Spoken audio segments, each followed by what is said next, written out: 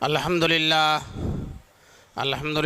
नहमदुहु व नस्तईनुहु व नस्तगफिरुह व नुअमिनु बिही व नतवक्कलु अलैहि व नऊज़ु बिल्लाहि मिन शुरूरि अनफुसिना व मिन सय्यिआति अमालिना मन यहदिहिल्लाहु फला मुदिल्ल लहु व मन युद्लिलहु फला हादिय लहु व अशहदु अन ला इलाहा इल्लल्लाहु वहदहु ला शरीका लहु वाशहदु अन्न सय्यदना व मौलाना मुहम्मदन अब्दुहु व रसूलुहु सल्लल्लाहु अलैहि वसल्लम। औज़ु बिल्लाहि मिनश शैतानिर रजीम। बिस्मिल्लाहिर रहमानिर रहीम। कुंतुम खैरा उम्मतिन उखरिजत लिन्नास सदक़ल्लाहुल अलियुल अज़ीम। व क़ालन नबिय्यु सल्लल्लाहु अलैहि वसल्लम खैरुन्नासि मन यनफ़उन्नास औ कमा क़ालन नबिय्यु सल्लल्लाहु अलैहि वसल्लम। हज़रत सदर जलसा मुअज़्ज़ज़ और मोहतरम उलमाए किराम, अज़ीज़ तलबा और तालिबात, नेक माओ और बहनों, अल्लाह का करम है, एहसान है कि अल्लाह तबारक ताला ने हमको तौफ़ीक़ दी कि अपने इस मुल्क का हक़ अदा करने के लिए, उसकी मोहब्बत का हक़ अदा करने के लिए हम सब यहाँ आए हैं। हमारा मुल्क अहम तरीन मुल्क है, बावजूदे कि हम मक्का और मदीना से बहुत दूर हैं, हरमैन से बहुत दूर हैं, लेकिन अल्हम्दुलिल्लाह हमारे मुल्क से अल्लाह तबारक ताला दीन की खिदमत इस वक्त जो ले रहे हैं वो शायद दुनिया में किसी मुल्क से नहीं हो रही है। इन हालात में भी हमारे रसूल पाक सल्लल्लाहु अलैहि वसल्लम, कुछ बहुत से इशारों से मालूम होता है कि हुजूर सल्लल्लाहु अलैहि वसल्लम की तवज्जो भी हमारे मुल्क की तरफ है। ख्वाजा मोइनुद्दीन चिश्ती अजमेरी रहमतुल्लाह अलैह बगदाद में थे और बड़ी ही अजीम रूहानी शख्सियत हैं। उन्होंने ख्वाब में देखा रसूल पाक सल्लल्लाहु अलैहि वसल्लम को। हुजूर सल्लल्लाहु अलैहि वसल्लम ख्वाजा मोइनुद्दीन चिश्ती अजमेरी रहमतुल्लाह अलैह से ख्वाब में फरमा रहे हैं, मोइनुद्दीन हिंदुस्तान चले जाओ। हमारे लिए बाइस फ़ख्र की बात है, बाइस फ़ख्र है ये बात कि हमारे रसूल पाक सल्लल्लाहु अलैहि वसल्लम की हमारी तरफ तवज्जो है। शबे फ़िराक़ है और नींद आई जाती है, शबे फ़िराक़ है और नींद आई जाती है, कुछ उसमें उनकी तवज्जो सी पाई जाती है। हमारे रसूल पाक सल्लल्लाहु अलैहि वसल्लम की हमारी तरफ तवज्जो है। शेखुल इस्लाम मौलाना हुसैन अहमद मदनी रहमतुल्लाह अलैह, उनके घर के लोग मदीने में थे, उनका ज़ाती मकान भी मदीने में, उनके सारे भाई मदीने में थे और हज़रत को वो लोग मदीना बुला रहे थे। तो हज़रत ने फरमाया, तुम लोग मुझे मदीना बुला रहे हो, मदीने में रहने से बढ़कर कोई शरफ़ नहीं है, लेकिन मैं हिंदुस्तान में रहकर दीन की खिदमत ज़्यादा कर सकता हूँ। चुनांचे उन्होंने हिंदुस्तान में रहने को तरजीह दिया। आज बच्चों ने जमहूरियत के उन्वान से, हिंदुस्तान के आइन के उन्वान से बहुत अच्छी बातें पेश की। मैं जब से प्रोग्राम शुरू हुआ है लेटा हूँ, लेकिन लेटे लेटे सब सुन रहा हूँ। बच्चियों ने अच्छी तकरीर की, बच्चों ने अच्छी तकरीर की और बेहतरीन बातें बताई। मुझे उससे इस मदरसे की तालीम और तरबियत का अंदाज़ा हुआ। मदरसा तजवीदुल कुरान जनाब मौलाना गौस साहब, अल्लाह ताला उनकी उम्र में सेहत में बरकत नसीब फरमाए, इस वक्त किसी आरिज़ की वजह से आपके दरमियान मौजूद नहीं हैं, इंशाअल्लाह बहुत जल्द मौजूद हो जाएंगे। तो उन्होंने और उनके असातिज़ा ने, मदरसे के ज़िम्मेदारों ने बच्चों पर अच्छी मेहनत की, बेहतरीन तकरीरें बच्चों ने की हैं, बेहतरीन प्रोग्राम पेश किया है। मैं दिल की गहराइयों से इन बच्चों को मुबारकबादी देता हूँ। चूँकि हमारा मुल्क सूफियों का मुल्क है, सनतों का मुल्क है, बुज़ुर्गों का मुल्क है, रूहानी लोगों का मुल्क है, इसलिए अल्हम्दुलिल्लाह इस मुल्क में रूहानियत आज भी पाई जाती है। जब अंग्रेज़ आया उसने इस मुल्क की रूहानियत को ख़त्म करना चाहा, इस मुल्क के बाशिंदों को आपस में लड़ाना चाहा, इफ्तिराक और इंतशार पैदा करना चाहा।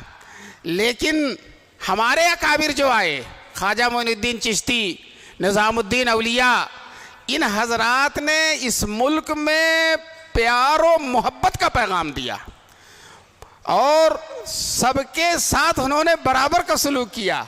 आज आप अजमेर में जाइए, उनके ख्वाजा अजमेरी के दरबार में, उनके मज़ार पर जितने मुसलमान जाते हैं उससे ज़्यादा गैर मुस्लिम जाते हैं।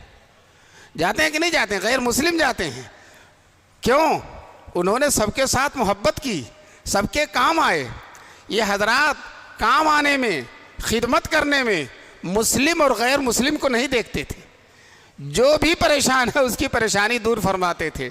निज़ामुद्दीन औलिया रहमतुल्लाह अलैह अपनी खानकाह में बैठे हुए थे और दलितों की, हरिजनों की बस्ती थी, उसमें आग लग गई। हजरत ने अपने खानकाह के सारे मुरीदों को भेज दिया कि जाओ आग बुझा कर आओ, सब जाओ जल्दी से आग बुझा कर आओ। और जब तक आग नहीं बुझी हजरत खानकाह में टहलते रहे और उनके सारे मुरीदों ने जाकर आग बुझा दी। तो यह मुसलमानों के भी काम आए, हिंदुओं के भी काम आए। इस मुल्क की जड़ें मोहब्बत की जड़ें हैं, इस मुल्क की बुनियाद मोहब्बत की बुनियाद है। इसलिए किसी मुखालिफ कोशिश से इस मुल्क के प्यार और मोहब्बत को बर्बाद नहीं किया जा सकता।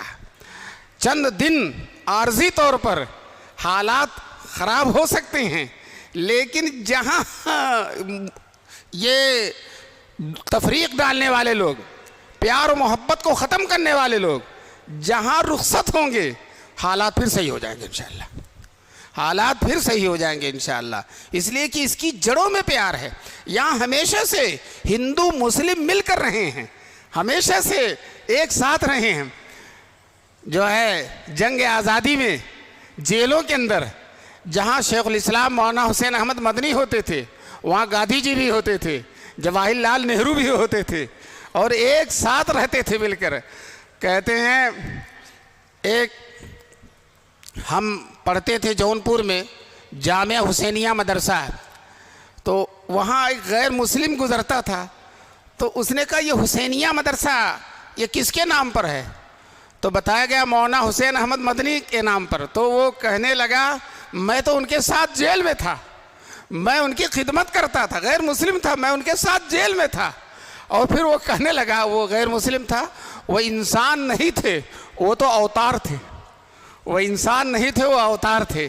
तो देखिए इन लोगों ने इस मुल्क की जड़ों को मोहब्बत के साथ भरा है, मोहब्बत के साथ इस मुल्क को की आबियारी की है। चुनांचे जब हिंदुस्तान आज़ाद हो गया और कानून बनने की बात आई, आईने हिंद बनने की, बहुत सारे सैकड़ों लोग शरीक थे, लेकिन उसके अहम शुरका में मौलाना अबुल कलाम आज़ाद रहमतुल्लाह अलैह थे। उन्होंने कहा, कुछ लोग ये कहते थे कि इस मुल्क का कानून फ़लाँ मज़हब के मुताबिक होना चाहिए, फ़लाँ मज़हब के मुताबिक होना चाहिए। और मौलाना आज़ाद ने कहा जो मुसलमान इस मुल्क में नहीं रहना चाहते थे वो चले गए हैं, और जो रहना चाहते थे वो यहाँ हैं। उन्होंने इस मुल्क को तरजीह दी है, इसलिए कानून में उनकी भी गुंजाइश होनी चाहिए, वो इस मुल्क के मोहब्बत में रहे हैं। चुनांचे अल्हम्दुलिल्लाह उन बुज़ुर्गों की कब्रों को नूर से भर दे अल्लाह ताला। आज हम जो है आज़ादी के बाद से अब तक मुल्क के सेकुलर कानून, मुल्क के बेहतरीन कानून का फ़ायदा हम उठाते रहे, और अल्हम्दुलिल्लाह चप्पे चप्पे में मदरसे कायम हुए। और कानून में है, इजाज़त है, कोई भी मज़हब अपना इदारा कायम कर सकता है, अपनी इबादत खाने बना सकता है, उसको हुकूमत की तरफ से कोई रुकावट नहीं होगी। हिंदू अपने दीन की तालीम का इदारा कायम कर सकता है, ईसाई कायम कर सकता है, बुद्ध मत वाले कायम कर सकते हैं, मुसलमान कायम कर सकते हैं। इस कायम कर सकते हैं का फ़ायदा हुआ कि अल्हम्दुलिल्लाह हमको खुली फ़ज़ा में जीने का मौका मिला, सुकून और इत्मीनान के साथ। इस वक्त मुल्क में चप्पे चप्पे में मदरसे हैं, आप किसी कंप्यूटर से गिन नहीं सकते कि मुल्क में कितने मदरसे हैं।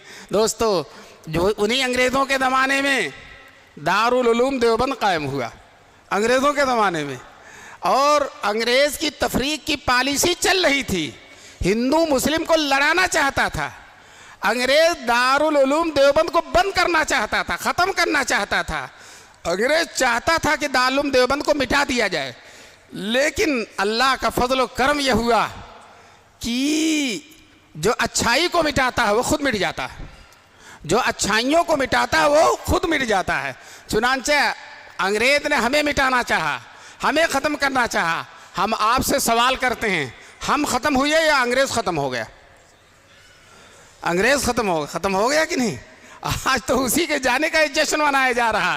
कितने साल से चुनांचे सुहेल साहब ने कहा था, आए अहले वतन मातम न करो, आए अहले वतन मातम न करो, सदियों का दलिद्दर जाता है। ये सदियों के दलिद्दर को हमारे बुजुर्गों ने भगाया। हमारे कासिम नानोतवी ने, हमारे मौलाना रशीद अहमद गंगोही ने, हमारे हाजी इमदादुल्लाह मुहाजिर मक्की ने, हमारे शेखुल हिंद मौलाना महमूद हसन साहब ने, हमारे शेखुल इस्लाम मौलाना हुसैन अहमद मदनी ने अंग्रेज़ों को भगाया। दोस्तों, अंग्रेज़ों के ख़िलाफ़ मुनज़्ज़म जो जिहाद हुआ है अंग्रेज़ों के ख़िलाफ़ शामली के मैदान में, उसमें जो अमीर जिहाद थे हाजी इमदादुल्लाह मुहाजिर मक्की रहमतुल्लाह अलैह थे, और जो लश्कर के सिपह सालार थे वो मौलाना कासिम नानोतवी थे, और जो लश्कर के काजी थे वो मौलाना रशीद अहमद गंगोही थे। और इन हजरात ने तलवार उठाई, उस ज़माने में तलवार ही से जंग होती थी, तलवार उठाई, अंग्रेज़ों के ख़िलाफ़ बेजिगरी से लड़े, और करीब था कि हजरात गालिब आ जाते और अंग्रेज़ चला जाता। उसी लड़ाई में मौलाना कासिम नानोतवी रहमतुल्लाह अलैह को गोली भी लग गई। किसी ने हजरत पर गोली चला दी और हजरत के इस कनपट्टी से गोली निकल कर चली गई, लेकिन अल्हम्दुलिल्लाह उसका असर कोई जाहिर नहीं हुआ। पगड़ी से होती हुई गोली चली गई, लोग समझते थे दिमाग के अंदर चली गई, लेकिन अल्लाह ताला ने मौलाना की हिफाजत फरमाई। और जंग करते करते हजरत किनारे एक जगह खड़े हो गए। कमज़ोर थे, दमा का मरज़ था, सांस की बीमारी थी, तलवार पर टेक लगा के ऐसे खड़े हो गए आराम लेने के लिए। एक सिख फौजी जो अंग्रेज़ों के साथ था, हजरत से 5 गुना लंबा चौड़ा ताकतवर, उसने तलवार तान कर कहा, मौलवी बहुत बहादुरी दिखाता है, बताओ मेरी इज्जत से कैसे बचेगा, मेरी तलवार से कैसे बचेगा? तो मौलाना ने इत्मीनान से कहा, पीछे देखो, वो देखो उधर। अब वो उधर देखने लगा और मौलाना ने घूम कर वार कर दिया, वहीं वो ढेर हो गया। दोस्तों, फिर इन सारे उलमा पर ज़बरदस्त पाबंदी लगी। मौलाना रशीद अहमद गंगोही रहमतुल्लाह अलैह जो इस जिहाद में शरीक थे, अंग्रेज़ों ने